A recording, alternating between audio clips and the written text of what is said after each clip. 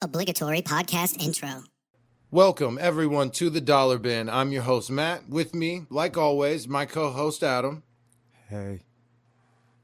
I'm covering a comic today called Zero Jumper. Zero Jumper.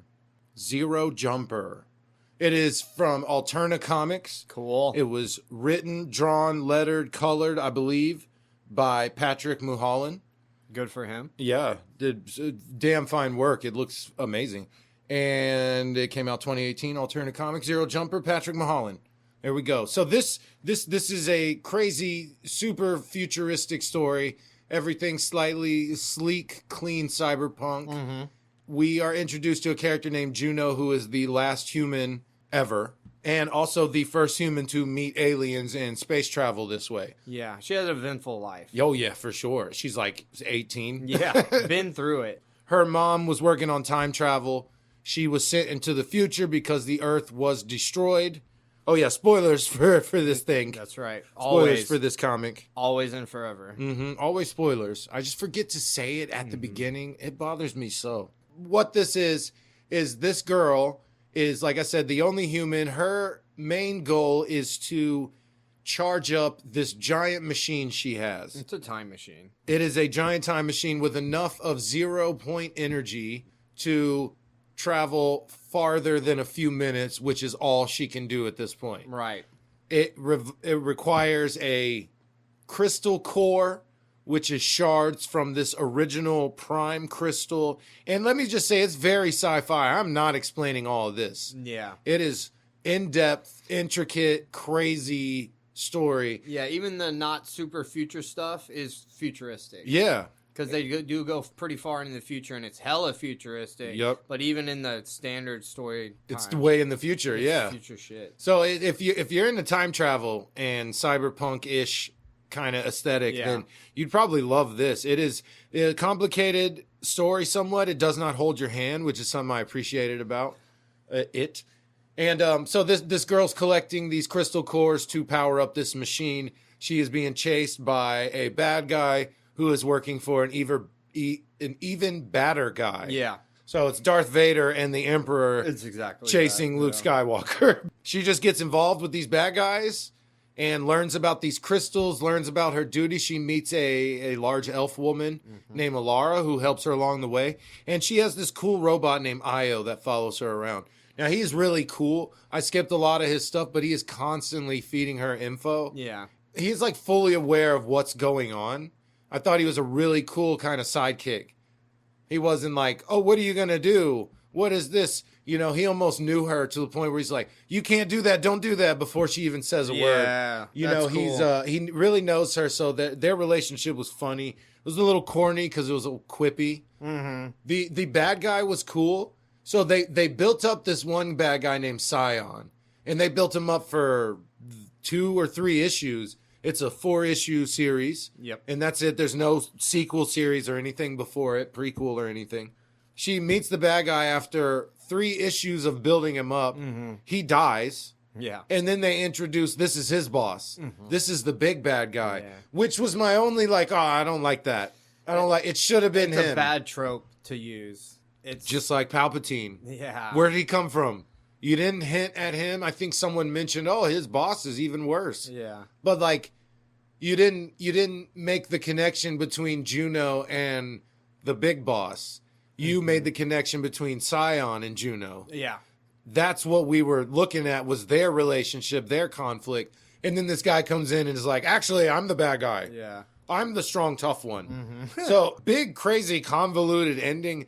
Even in telling it and reading it, I was kind of like, okay, so this does that, and so that It's means not this super happens. bad as far as time travel stories go. No. It doesn't try to mess with you. I would say it's more confusing when the crystal's involved, not really the time travel. Okay, yeah. The mechanics of the crystals in their world is what was confusing. Yes. Where did this come from? How does it work? They said a line where, oh, I've had it for this long, and if it gets damaged, it resets back to its origin, which was like when? Eons and eons ago? Yeah, very, very long Right. time ago is what they said. So, I mean, a lot of interesting stuff. And it is an action comic. Juno is kicking ass the whole time. True. She's a little badass. She has a metal arm. And that was really cool. I did enjoy that when her mom kind of pushed her through the portal while the Earth was getting destroyed. Her arm got cut off by the portal. Yeah. And the robot that she has with her, his name is Io. He was a full robot with arms and legs, but he takes his chest off and gives her for armor. He gives her his entire arm, takes chunks off his legs and chest and back so she can have full body armor. Yep. And he just floats around as a head, which I think way more convenient. Super cool looking. Like, remember KSO in Star Wars? He walks so slow. True. It's like, come on, like, hurry up, bro. I think he can run, though. He's all like, pimped out like that. He's Yeah, he not can run, right? C-3PO. So, I mean, if he can run with his legs, then yeah, that's fine. But I think a floating head would be cool. He doesn't, he can't fight. He has to, like, hack and shit. Yeah. I could, like, run into people flying, I guess. You could fly straight into him, yeah. He took some damage. And as far as the time travel, there wasn't too much of it. No, like I said, they weren't trying to confuse you with it. They, like, introduced it at the beginning, and then there's a big part at the end, and that was really it. Yeah. I think she was bending time and space because she was essentially teleporting. Yeah. Because she could move back a few minutes, but she could also go here because she jumped home. Yeah. So that's not time traveling. She's teleporting, right? Yeah. I like how when she landed, it was the foam blocks that they have at gymnastics. That's genius. I thought that was really cool. So after, I think 3 or 4 thumbs down, I will give this one a thumbs up. Cool. But it is like a quarter of the way. It's like, it's not my thing. This is way more your thing. Oh, yeah, big time. Your aesthetic, your style, everything. All for you. I did enjoy it. I liked her. I liked the bad guy, the first bad guy. If the second bad guy was introduced earlier, he would have been a cool bad guy. But he wasn't, so he's not a cool bad guy. First bad guy, he was a cool bad guy. And Juno, Alara, and the robot head were all very cool characters. So yeah, I take it back. Thumbs up. It was good. Cool. Well, I got in, and I did Newstralia. This is a comic put out by a company called Innovation, very small company, came out in 1989. It was written and created by Steven Sullivan and Tim Truman, and the art was done by Kevin Van Hook. Bless their hearts. Yeah. They tried. They tried so hard. This is like kind of like an underground comic for the most part. It definitely wasn't popular, but they put out 5 issues. Under the underground. They put out 5 issues. So that's nothing to sneeze at. Hey, that's difficult. We can't do it. Especially in 89. After I sell all these bricks, we'll be able to do it. Yeah. Can you imagine how hard it would have been in 89? Oh, shit, yeah. Yeah, I mean, you can't Google, where do I go? Yeah. You got to know someone. Do something. Yeah, find somebody. Or find it. Yeah. You got a phone book. Oh, that'd be Hey, y'all make comics over there? Yeah. No. Can you make a comic for me? No. Click, and then it keeps calling until someone's like, yeah, we can probably do that. That's how it works, right? Or they just go, fuck it, we'll start our own. I think that's what we're 2 white guys. The bank will give us a loan. I'm pretty sure that's what they did. Is they're in the 80s? Innovation they made it. Yeah. Oh, it's like it's theirs. Yeah, maybe. Yeah. So this is a different version of Mad Max Australia in the future. This is way in the future. More like Mad Craps. This is like Mad Max 400 years into the future or whatever. Yeah. So there's a bunch of laser guns. There's a bunch of flying cars. There's a bunch of mutated humans that are still human. There's kangaroo super soldiers. There's just a crazy plethora of weird characters in this world, and no one bats an eye at it.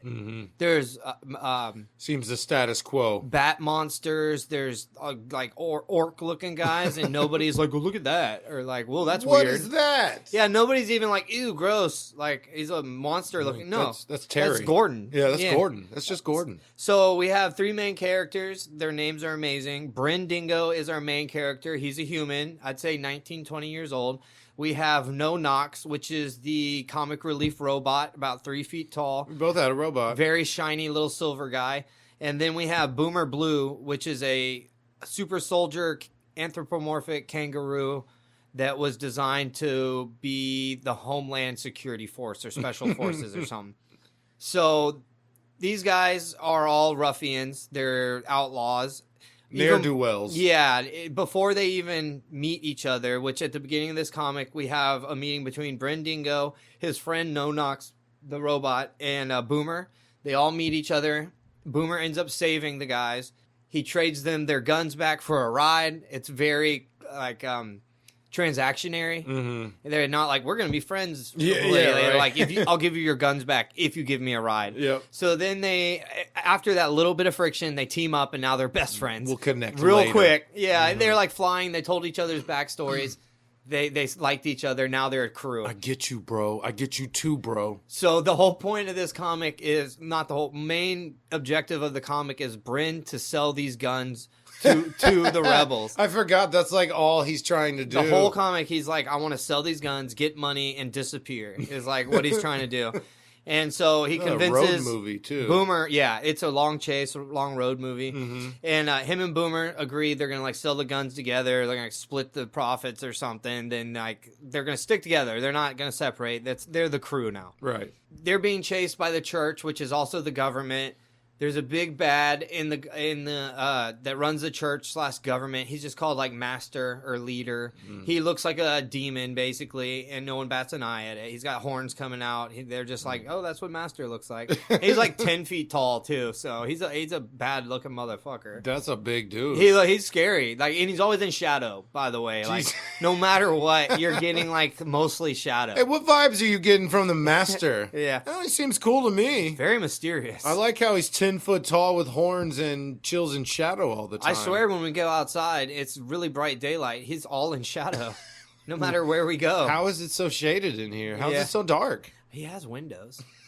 So there's some behind the scenes plot going on with the master wanting to control Bryn and the guys to be pawns in his schemes. Yeah. So the whole comic is them running into issues with their trying to sell their guns. Oh, the people are dead. They can't sell their guns. They hook up with another crew. So now there's like 5-6 people in the crew. And the rest of the comic is all of them being together. They're just running around trying to sell the guns. And then at the end of the comic, they finally sell the guns. Our main character, Bryn, runs into his idol. His idol's name is September Wind. September Wind. Coolest name. One of the coolest names for a character we've come across in a while. Yes, he is a majestic looking mother. He looks kind of like a kingly Conan the Barbarian. Mm. He's got no shirt ever. He's got the biggest, poofiest hair you've ever seen, down to his butt.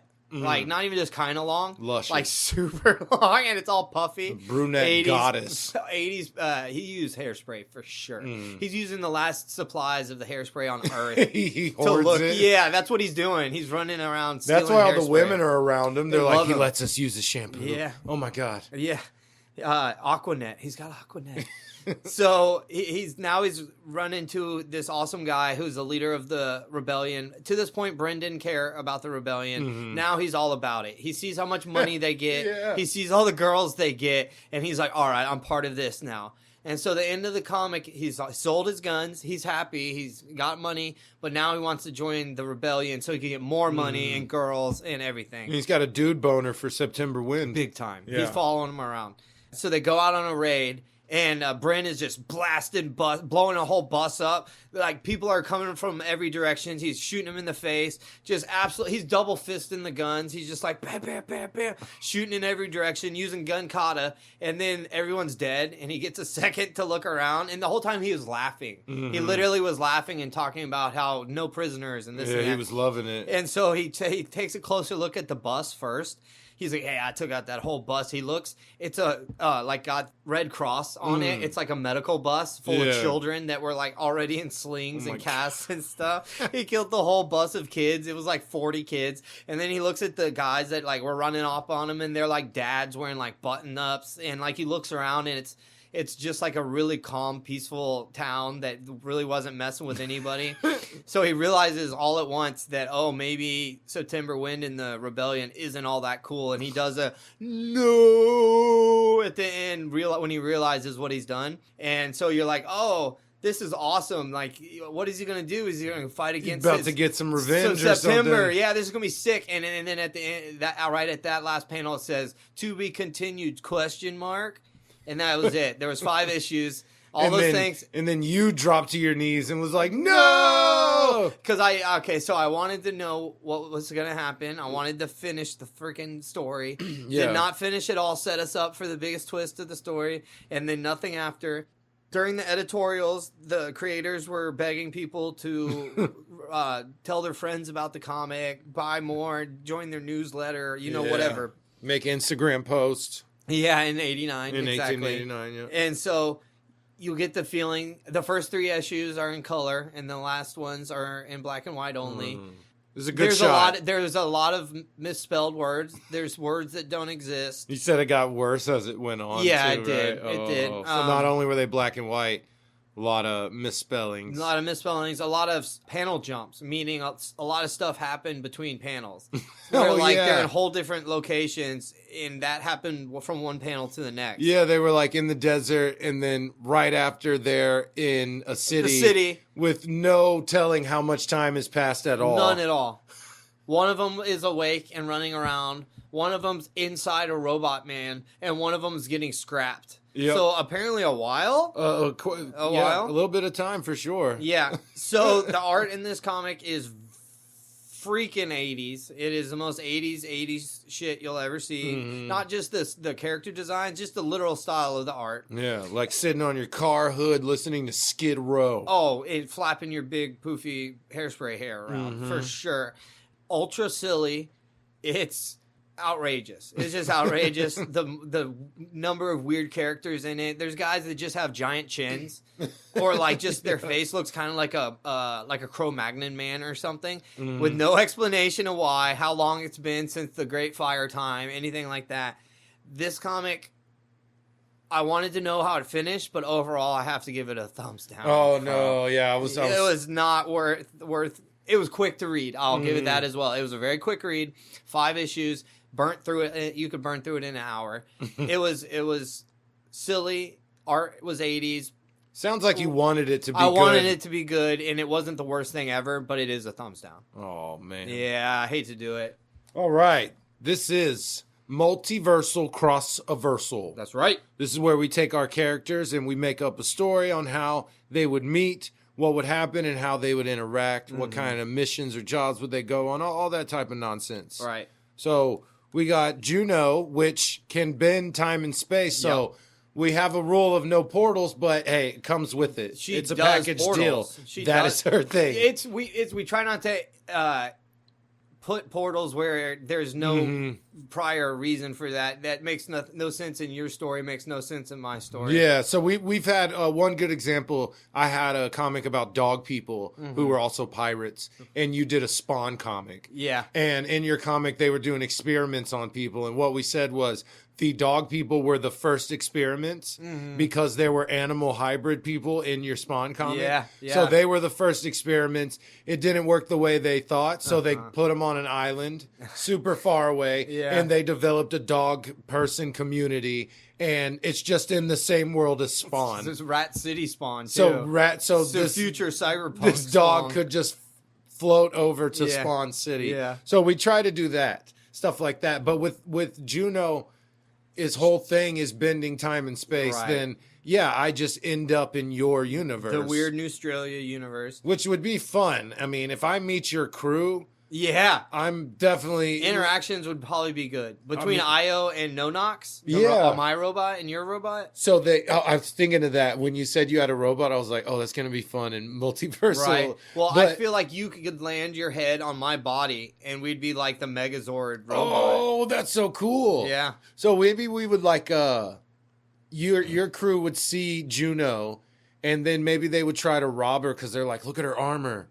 Look at all her tech. Yeah, they would do that too. Right? At first. So that gives us our fight, and then find out they're good guys, maybe. The church rolls up, and then common enemy. Juno kind of senses it. Okay, these are bad guys. These are good guys. Yeah. They're just thieves, and then helps them, and then joins them.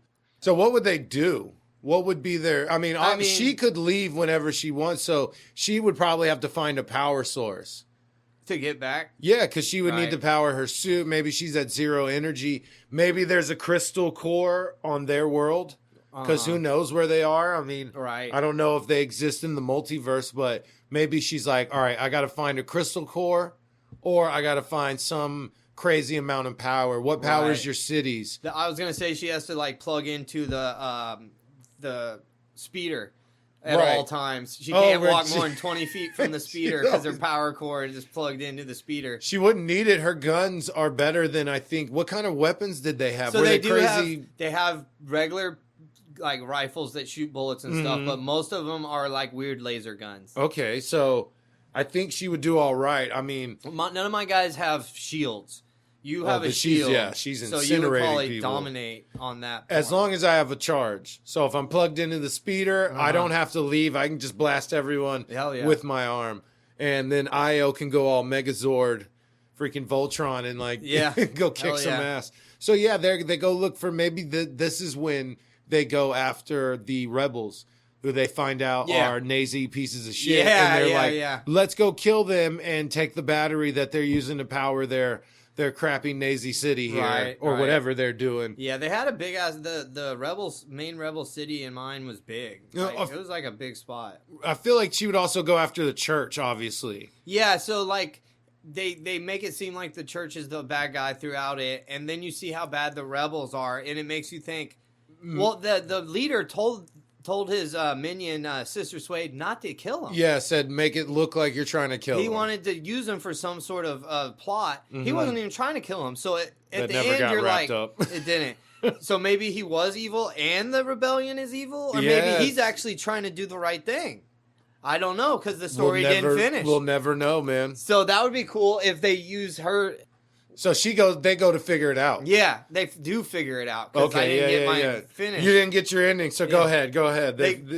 Yeah, so they hook up and they're like, all right, we got to find out if the rebels are actually the bad guys, if these are if the church is the good guys. And they probably, if I wanted to, what I think it was going to do was the church were going to be the good guys. Oh, nice. Even though the leader looks like literal Satan.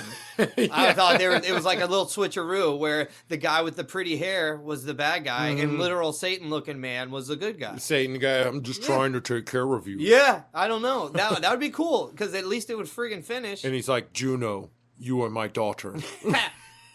She's like, no, that doesn't make sense. It doesn't make sense. It's your mother's Holly, right? Yeah. No. No. It's Denise. Yeah, that's what Denise. it said. Yeah. I'm your father. Denise. I'm your father. Now join my church. Yeah. Yeah, no, I think that's cool. So then they join up with the church and they fight off the rebels. Yeah, they go kill all them. That's sweet. And then they use her technology to make the crappy Australia way better. Yeah. Way better. than even modern Australia. Their only import is comedy. Export is comedy. Damn it. Hold on. Their only export is comedy. That's It's not funny because I already fucked it up the first time. Well, because Australia stole all the funny out of it. Well, they're hilarious. Yeah, exactly. They're just funny dudes. Yeah. And women. They're just funny people. All right, you sexist piece of shit. We got some random reviews. Let's hear what you got, boy. All right. Let me see here. Pulling up my list. Play the song. Check that. Play the song real quick. Oh, real quick before we get started on random reviews. Do you know how many oceans there are? No. Well, when we were kids, It was 4. right. It was 4 oceans. Now there's 5 oceans. Okay. Atlantic, Pacific, Indian, Arctic. Now there's Southern or Antarctic Ocean. Really? Dude, yes. Okay. They're No, I did not lying know to that. us, Adam. I did not know that. Is Pluto really a planet or not? I did found out how tiny Pluto was, and I was like, okay, no, that's not a Yeah, planet. the other planets totally make fun of them. Yeah, They're like, you're not a planet, you're bro. not a planet, bro. Just stop. Yeah. Just stop. The moon's like, I'm bigger than you. Because we're the generation where they were like, Pluto's not a planet anymore, and a lot of people got butthurt about it. I was like, what the fuck is this shit? Yeah. Because as we've been told our whole life, like it We drilled grew up into with us. 9 planets and 4 oceans. That's right. Now there's 8 planets and 5 oceans. What's happening in What's this the world country? coming to? What is this? Yeah. Oh yeah. So what I watch, what I do.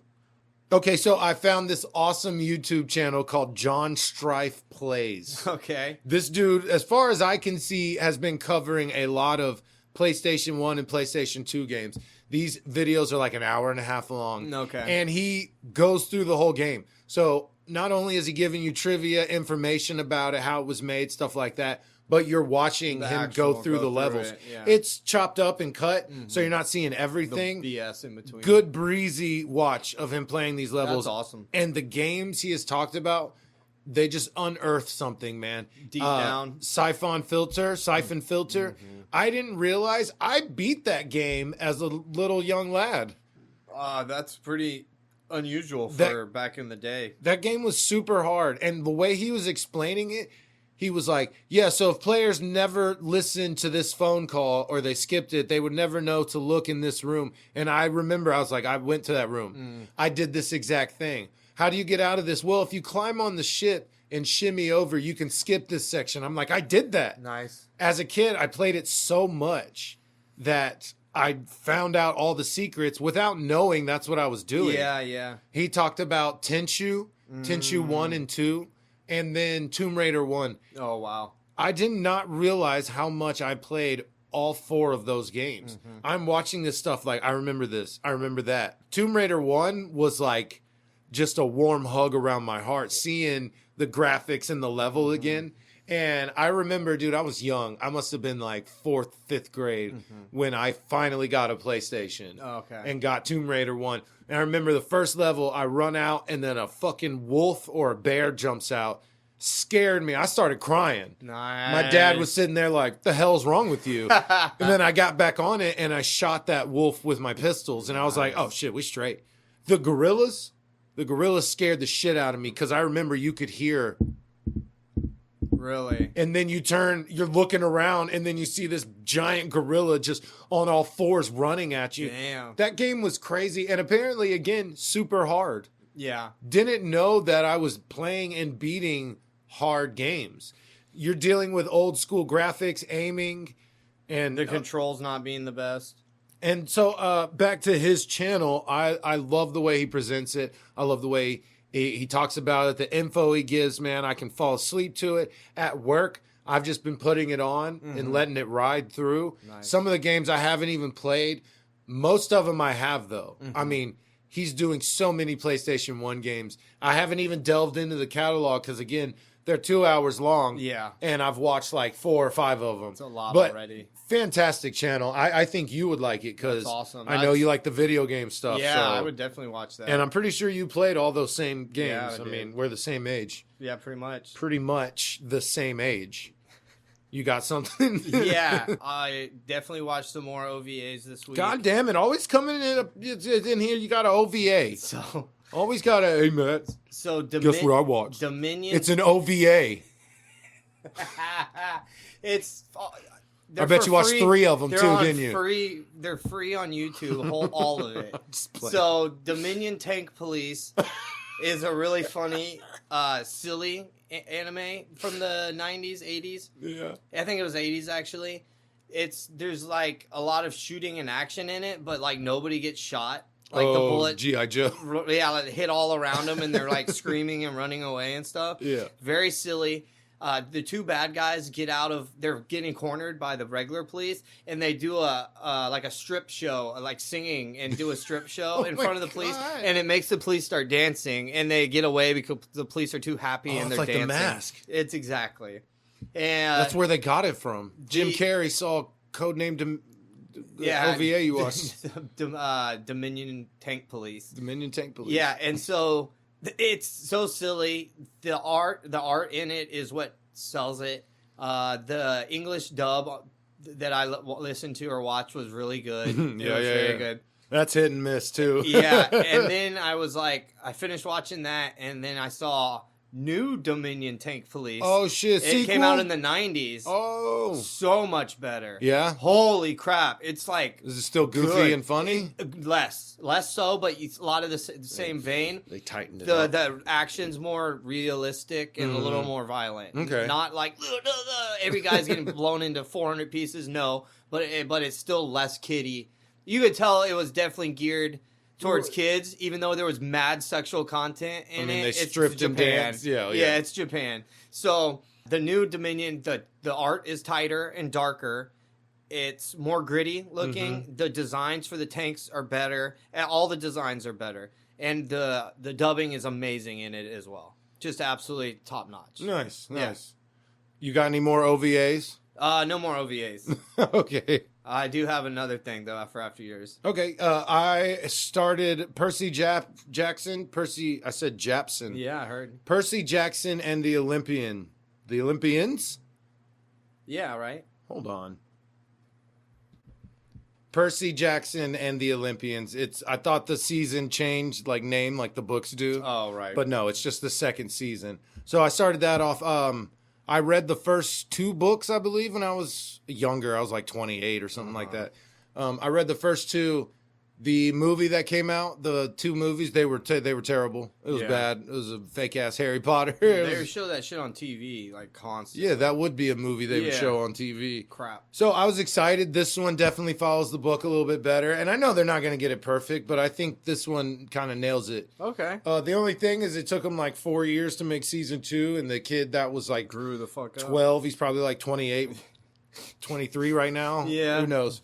And, just excited to get into that one. I think I did 1 episode so far. Okay. Probably not even finished it. Probably half Hard the first through. episode. Yeah. I have kids, okay? It's hard. Yeah. But no, I'm definitely going to get into that one. It sounds cool. I also finished Mirage. Did I bring that up last week? I completely finished it. It's done. Okay. End of the story. Nice. Completely. Spoilers real quick. He's Loki. Who is? Mirage? Bassam. Oh. Bassam. Okay. Bassam from Mirage. So Okay. the whole time he's getting haunted by a demon, and you find out that demon is the Loki personality that's inside of him. Okay. Or no, the girl, his best friend, she's fake, not real. She is the personification of Loki inside of him. Or his old self. And he basically squares with it and accepts it, and Loki takes over his body. So at the end, his eagle is flying towards him, and it rejects him, and it scratches his face because it's not Bassam anymore. It's straight up Loki. Okay. So he ends up going to Ivor in Assassin's Creed Valhalla. And Ivor is the reincarnation of Odin. Oh my god. And him being the reincarnation of Loki, he tries to kill him. Okay. So he ends up being one of the bad guys of that story. Huh. Which sucks. I didn't want him to turn to Loki in this one. I wanted him to just have an elegant finish. And he did, until it was I'll square with this evil thing from my past. Oh, I'm no longer me. Damn. I'm fucking some ancient god, which is not a god. He's the Isu. He's the first civilization. Okay. People. Odin and Loki and Thor were just regular Isu civilians. Gotcha. They're just regular people of that civilization. It is convoluted. Yeah, Jesus Christ. It is crazy. I just like sneaking around buildings and killing people. Right. But no, the story's insane. But yeah, the ending was wild. That's cool. And then the girl was him. I called it, though. I was like, something's up with this girl. She's never around. And then it shows her, he gets caught, and he's like, where's Nahal? Where's Nahal? And I was like, she's not real. Right. This is a Tyler Durden thing. And it was. So I think the dead monster was Loki. The girl was his previous life, just manifested as a girl. Okay. He made it sweet. That's his sweetness, his innocence, and everything. That's him as a child. He put it in there. Gotcha. Something like that. Huh. Wild ending. Jesus. Oh my god. Wild ending. The ending should have just he killed the last person, and that's it. Yeah. But the last enemy was like, don't you want to know the truth? Go here and figure this out. And then someone else kills that enemy. So you don't even kill the person you investigated the whole fucking game about.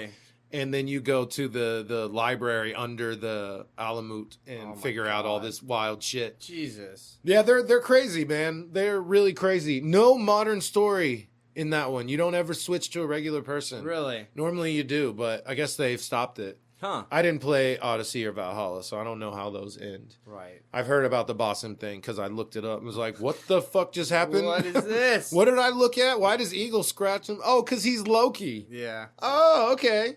I didn't play Valhalla, so I'm like, why is Loki involved now? They never mentioned his name, But yeah, no, he's been inside him the whole time. Okay. Go ahead. I got one more, but go ahead. Yeah. Then I just watched the Dark Knight Returns Part 1 and 2, the Oh! animated one.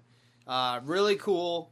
I love the news segments in it, which actually take up a reasonable amount of the running time because they had to stretch that story out. Oh, yeah. So there's a lot of the talking heads panels where the pro-Batman guy is arguing against the anti-Batman person. Yeah. And then there's the whole Joker killing the TV host that they stole to use in the Joker movie. Which was not the Joker. No. It's just Arthur Fleck. Whatever, yeah. But they stole that Don't part. get me started, Adam. They stole that part from it. So he goes, oh, yeah, because he's like, I'm cured, He's I'm cured. And then But Batman returned, so he was like, oh, I'm back now. He was cured. He was. Yeah, because he was fine. quietly sitting in the funny farm, just absolutely peaceful and chill, did what he was told and never said a word. Mm-hmm. And then he saw Batman was back and like smiled and was like, all right, let's go. It's on now. So the first one's when he fights Superman? No, second one's That's Superman. the second one. Yeah. First one's Joker. First one's the leader of the mutants, really. Okay. And then Joker at the end. Mm-hmm. And then because he's not involved. Yeah. Or, is that? Yes. Yeah, he kills Joker. Yeah, he breaks his neck. And then that's why Superman comes around. That's why he comes after him, because they're Yeah. like, he's killing people. You gotta. That's right. You gotta stop the him. president sends Superman. He's like a big pawn in that one. Yeah. Superman's like, Oh, total bootlicker. I don't want to have to come get you. If men with power tell me to come get you, or no, authority. Yep. If men with authority tell me to come get you, I'll have to listen. I was He's like, whoa. dude, you're Superman. Bro, you don't have to listen to anybody. No one. Literally. Yeah, if you should disagree. You know I'm your boy. You can disagree. And I killed the Joker, bro. Yeah. Chill out. I should have done that immediately, and then thousands of people wouldn't have died. Uh-huh. Oh, But, yeah. but it was such a good little, like, hour and 15 minutes each or something like that. It was really good. Yeah, that's one of the universes in the we said last week that DC has a bunch of animated universes. I think that one it says DCU is the heading on that one. Yeah, because it was the comic book, and then that's its own universe. I don't think there's anything else that exists in that universe besides just the Dark Knight. Because that has the redhead Robin, right? Mm-hmm. Carrie Kelly? Yeah, something like that. Yeah, I thought so, yeah. Yeah, and she's not annoying, really. Mm-mm. She's kind of badass. She was definitely trying. She went undercover with the mutants. Yeah, that was cool. And that whole Batman has like an army of dudes now. Yeah. And he's not even against it. No. They're like, they killed a guy, and he didn't even freak out. No, and he when he rounded him up and found him with all the Batman logos, he was like, no killing. Uh-huh. Take care of them. Save anyone you can. They're like, yeah, all right. Yeah. Let's go. Yeah. That was a very cool movie. Yeah, it was dope. So my last one, because I beat Mirage, I started Pray for the Gods. I said it a couple, like last month or something on this show that I was probably going to start that one next. Uh-huh. I did. It is cool.